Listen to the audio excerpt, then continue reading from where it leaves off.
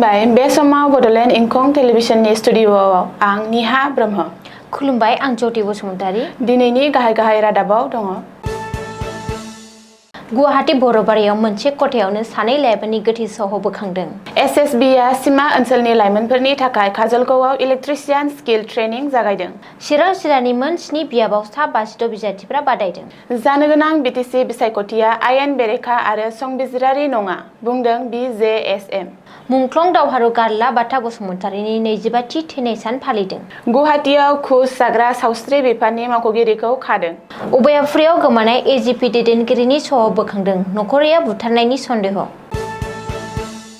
दानिया फैदो आबुं रादाबाव।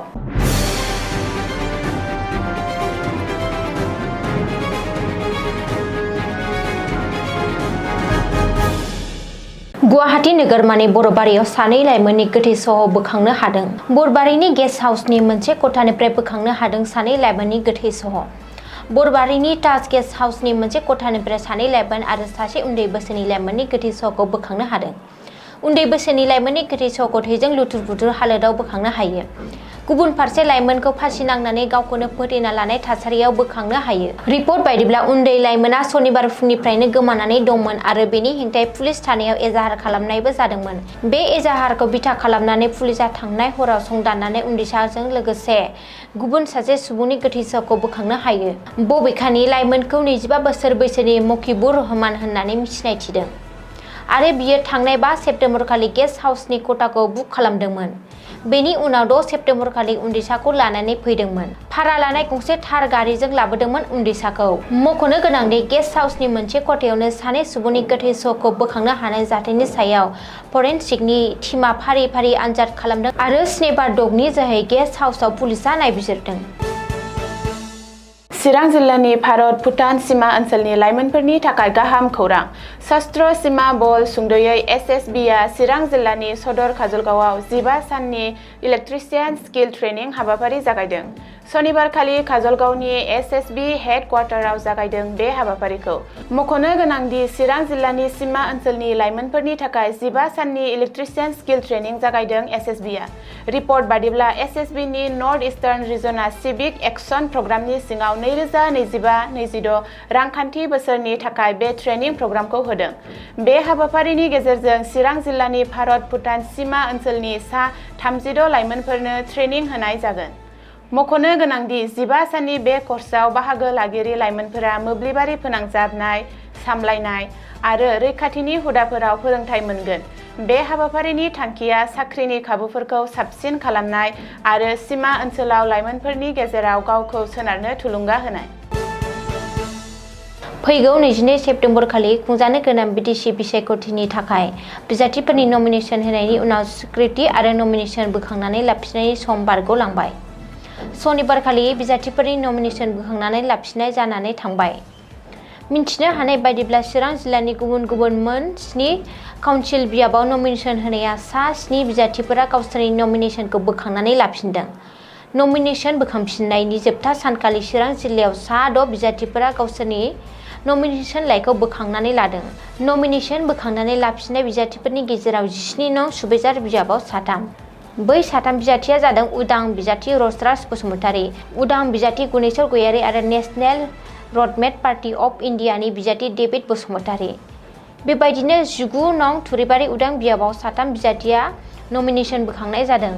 बिसोर फारियै AGPनि बिजाथि पार्थिजित रय, उदां बिजाथि पवन धारा पोद्दार आरो उदां बिजाथि शेखर कुमार भौमिक।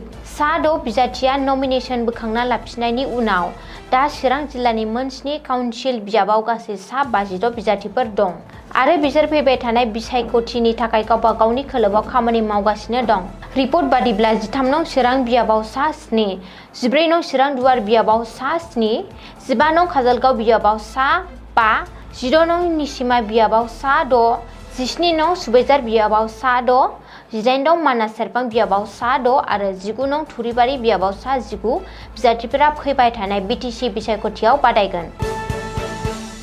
फैगौ 22 सेप्तेम्बर खालि जानो गोनां बिटिसि बिसायख'थिया आयेन बेरेखा आरो संबिजिरारि नङा होननानै दाबि खालामदों बड'लेण्ड जनजाति सुरक्षा मन्च सुंद'यै BJSMआ। मख'नो गोनांदि थागिबि ट्राइबेलफोरनि थाखाय थिखानाय बिटिसिनि काउन्सिल बियाबफोराव ट्राइबेल नङि सुबुंफोरखौ बिसायख'थि गेलेनो गनायथि होनायनि उनावनो जानो गोनां बिटिसि बिसायख'थिखौ आयेन बेरेखा आरो संबिजिरारि नङा होननानै बुंदों BJSMआ। बेजों लोगोसे थागिबि ट्राइबेलफोरनि थाखाय थिखानाय खान्थिखौ नेवसिनानै बिटिसि बिसायख'थि खुंनो लानायनि गोख्रों अजद होनानै बिसायख'थि आय'गनि सायाव गाज्रि मोननायखौ फोरमायो। आरो BJSMआ गोख्रों अजद होनायनि उनावबो गुबुन गुबुन जिल्लानि रिटार्निं अफिसारफोरा माखासे खान्थिखौ सिफायनानै ST नङि बिजाथिफोरखौ STनि थाखाय थिखानाय बियाबफोराव बिसायख'थियाव बादायनो गनायथि होदों होननानै बुंदों। मख'नो गोनांदि PIL केस नं 30/2019 आव गुवाहाटी गोजौ बिजिरसालिया सिगाङावनो आसाम सोरखारखौ बर' कसारी एबा कसारी बायदि उफेरा हारिसाफोरनि मुङाव सर'निया सुबुंफोरनो ST फोरमानलाइ होनायखौ बन्द खालामनो बिथोन होखाबाय। बेबादिनो मदाहिखौबो फारियाव सोजानाय हारि महरै गनायथि होनाय जायाखै। अब्लाबो माखासे अनाथ ट्राइबेल सुबुंफोरा नकल ST फोरमानलाइ लानानै बिटिसि बिसायख'थियाव नमिनेसन गथायदों। नाथाय ST फोरमानलाइफोर लानाया माखासे आयेनखौ सिफायनाय आरो दायगोनां। बिसायख'थि मावख'गिरिफोरा बेफोर नमिनेसनफोरखौ नेवसिनायनि अनगायै आजावना लादों। दिनै मुंख्लं दावहारु गारला-बाथा बसुमतारीनि 25थि थैनाय सान। गारला-बाथा बसुमतारी पाब्लिक चेरिटेबल ट्रास्ट आरो रामफल बि दख'रा एबसुनि बानजायनायाव मुंख्लं दावहारु गारला-बाथा बसुमतारीनि 25थि थैनाय गोसोखां सानखौ सानसेनि हाबाफारिजों सामथाइबारियाव खुंफुंनाय जायो। गारला-बाथा बसुमतारी पाब्लिक चेरिटेबल ट्रास्टनि गाहाय नेहाथारिनि दैदेननायाव खुंजानाय हाबाफारियाव गारला-बाथा बसुमतारीनि आंगो बिसि मिरु दुलाराय बर' फरायसा आफादनि गागि आफादगिरि दिपेन बर', लेङाइ आफादगिरि खोरोमदाव, गाहाय नेहाथारि कनिन्द्र बसुमतारी, क'क्राझार जिल्लानि एबसुनि दैदेनगिरिफोरजों लोगोसे ओनसोलनि मेलेमजिबि सानसुमै आरो रामफल बिल दख'रा एबसुनि मावथिआफारिमोना बाहागो लानानै हाबाफारिखौ जाफुंसार खालामो।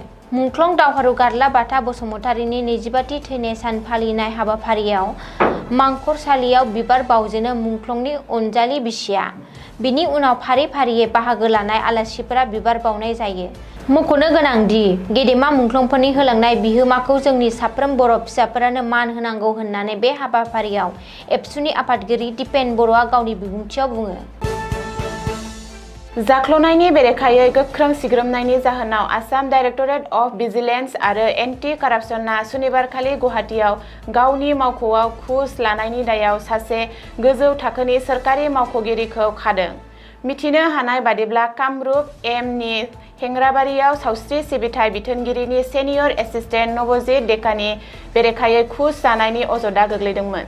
जेराव सासे डक्टरा अजद होनाय बादियै डेकाया गावनि होनांगौ बेथन बिलखौ जारि खालामनायनि बदलै 20,000 रां घुस लानायनि खोथा होदोंमोनब्लाबो उनाव खमायना 10,000 रां घुस लानायनि बाथ्रा बुंदोंमोन।